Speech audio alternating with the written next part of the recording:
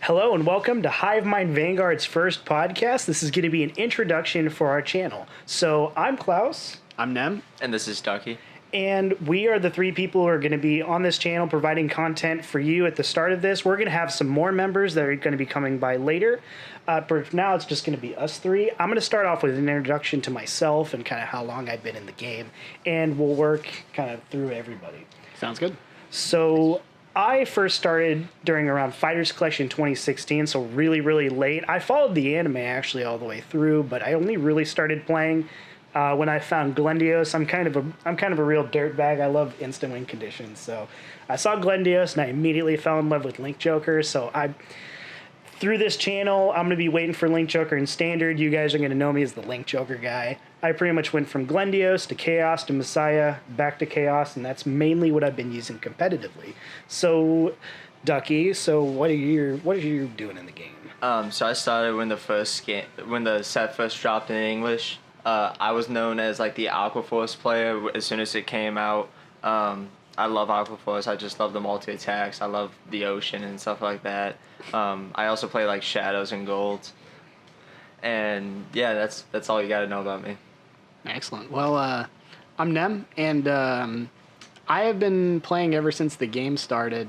I started with Kagero, Overlord Goku, moved my way up to Dual Axe Lockkeeper, and then I kind of took a big break. I played when it was like the set 1, 2, and 6 meta, and then I stopped until G format. I heard Break Ride and Legions were pretty fun, huh? Missed the best meta. Mm-hmm. That's good. In my opinion. Most of my competitive experience is in the G format, where I started off with Chat Noir.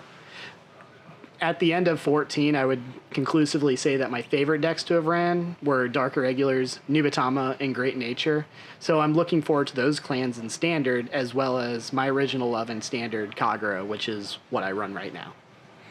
Great. Okay, so right now we'll probably talk a little bit about the content that we're going to have on our channel. So right now we are going to have some clan reviews set up for the Destructive Roar pack. So I'm doing Spike Brothers, and which one are you guys doing? I'm doing Tachikaze. I won't be doing anything for this extra booster. But you will be joining us for Champions of the Asia circuit. Of course. Okay, great. Yeah, and Grand Blue, Aquaforce, and Deep Police, so we've got some good ones coming.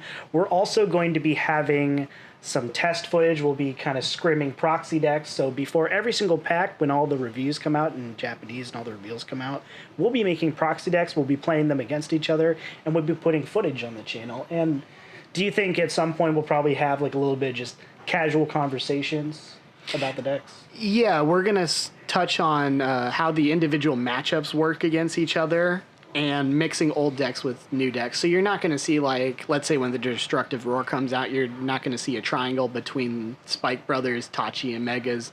You might see, like, Spikes versus Kagero or OTT versus Tachikaze, and how the older decks in the meta line up with the current ones, so you get a full picture of the meta. Yeah, and we'll be planning on having as comprehensive as possible matchups, not only between the clans, but for the clan reviews, we're going to give, a simple yet mildly detailed explanation of all of our choices. So just to kind of preview that a little bit, we're going to talk more about the Destructive Roar. So which one do we want to start with? Well, we can definitely start with Spike Brothers. Great, yeah. Okay, so Spike Brothers, that's the clan review that I'll be doing. So not to get into too much detail because we'll save that for the video. What do we think? It's just kind of a better version of Spike Brothers? You mean or a better version of Blast? Yeah, right. Yeah, better version of Royals. Yeah. As far as Force clans go, Kagero is still on top, but Spike Brothers, we just think is better Royals.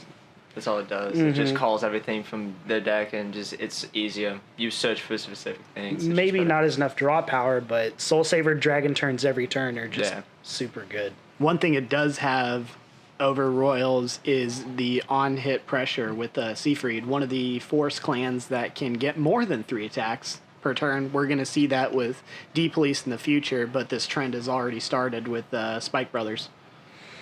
Yeah, and normally how we've had Excel clans has the most attack, Force has that kind of set 3 attacks, and Protect is kind of that weakest. Any clan that kind of bucks that trend is obviously going to look a little strong.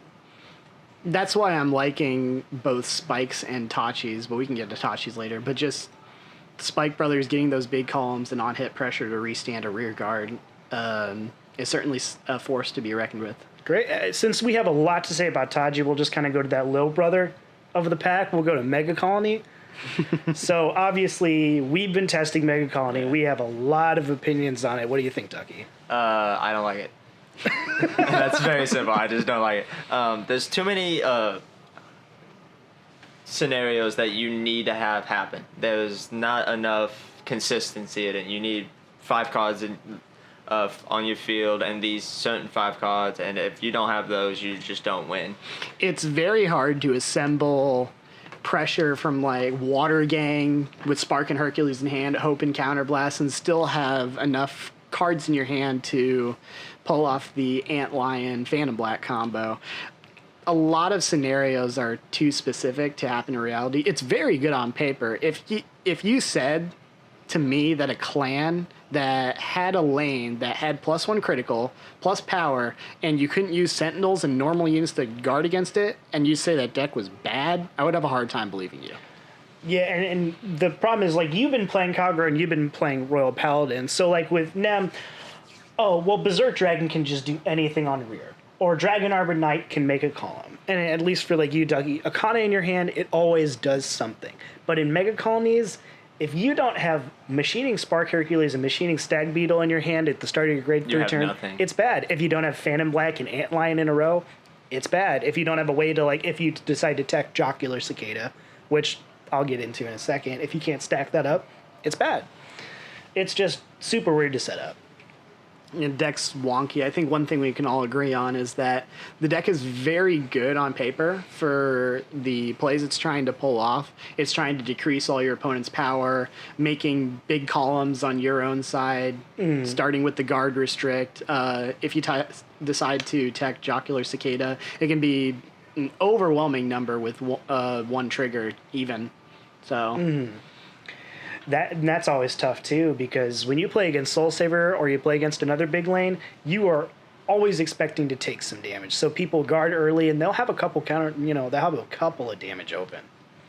I will say the difference between the big turns of Royals and Megas is that you're going to need specific cards for Megas to go off, as opposed to Royals, where it's just a blanket plus 15k buff to all 6 of your units.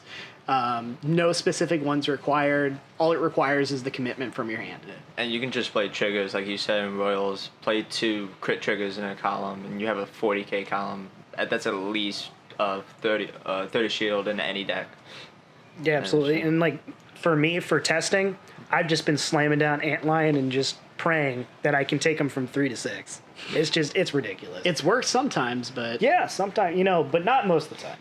Well... Now, this isn't the clan that I've been going the most over. I think Nam's going to know more about this. But let's go over Tachikaze. We have a lot of high hopes for this one. Yeah, Tachikaze is definitely the one I'm most excited about and the one I play tested the most.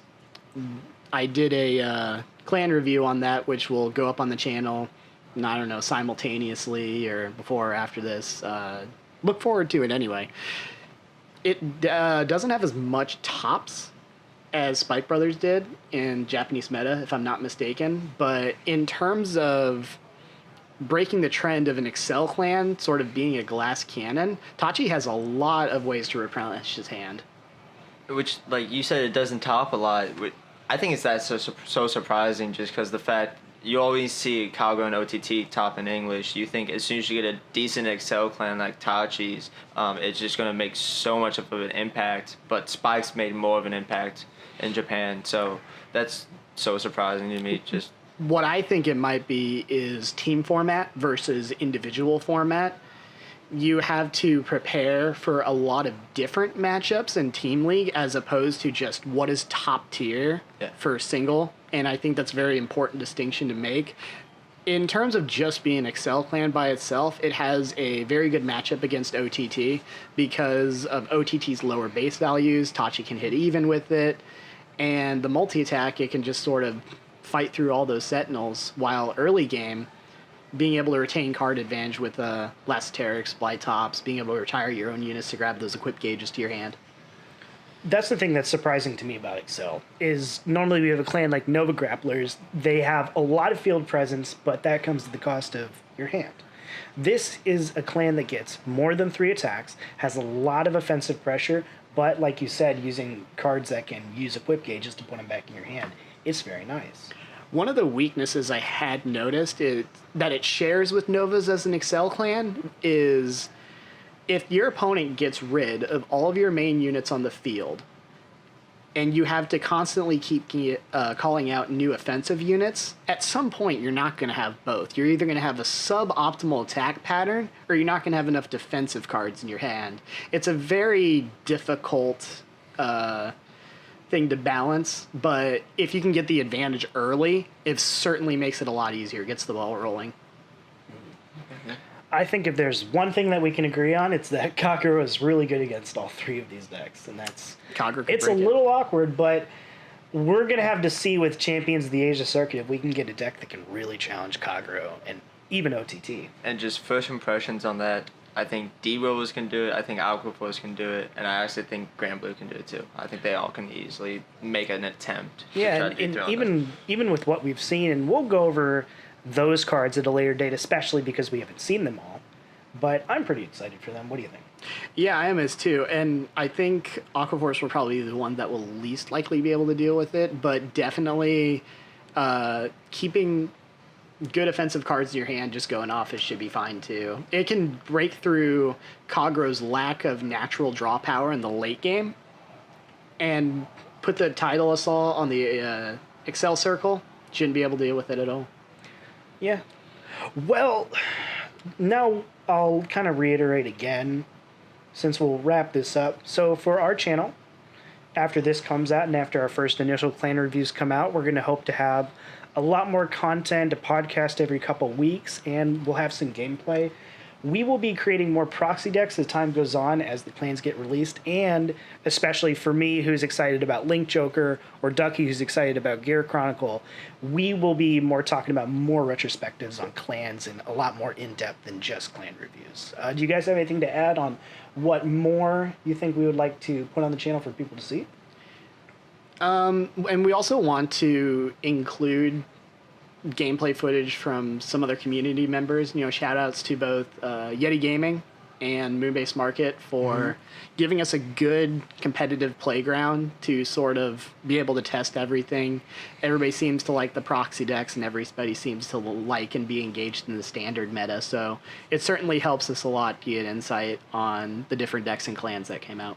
Yeah, and other than just Ducky, Nem, and me, we will have other members that will come on, and of course, our footage is going to have them as well. So, is there anything that you want to add, Ducky? No, like you said, we're going to have matches from our local play. We're also going to have like deck profiles and clan reviews and more podcasts, hopefully, of all the new stuff when it gets released.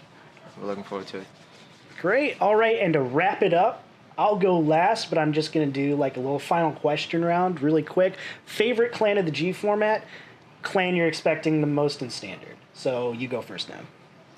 My favorite clan of the G format is definitely Dark Irregulars. I had a lot of fun with it during the second round of Sharat when that came out, and even more so with Baleful Repressor and Balam. That was just absolutely my favorite deck to run. I even did the Blade Wing variant for a little bit before all that came out, so I found that to be very fun. I am excited the most about... Is it cheating if I say second wave of Kagero? Yes. I mean, we saw Novel Vague in that Psyqualia pack, and that it looks pretty cool. But in terms of clans that haven't been revealed yet, for one that has been announced, I'm very excited for Dark Irregulars, obviously. But for ones that haven't been announced, I would like to see Great Nature and Nubatama. Great. What about you, Ducky? My G format deck was Gear Chronicles. I love that deck so much. Next Stage was really fun, even though I took a hiatus right after that got released. But when I came back, I instantly picked up Gear Groovy. That deck brought me back into the game. It was really fun. The clan I'm most looking forward to, one of them got basically already, like every card already revealed, is Aquaforce. I can't wait for that. Gold Paladin just got announced. and I can't wait for Gears to come back. I want to see what they do. Right. For me, like I said before, my favorite deck was Link Joker, and kind of just for standard format, I'd say Link Joker again, but I am pretty excited about the new Shadow Paladins. Oh, of course. And especially with how force numbers are, they're very comfortable. I want to just get, a really good busted force clan. That we already have on the- Yeah, we already have. Oh, yeah, like Kagura. we Yeah, already you guys have Kagura. it. All right, well, that'll do it for us this time. So tune in next time for the next podcast. We're excited to put new content out for you guys to listen to. And this has been Klaus. This is Nem. And this is Ducky. All right, and you all have a great day. Bye.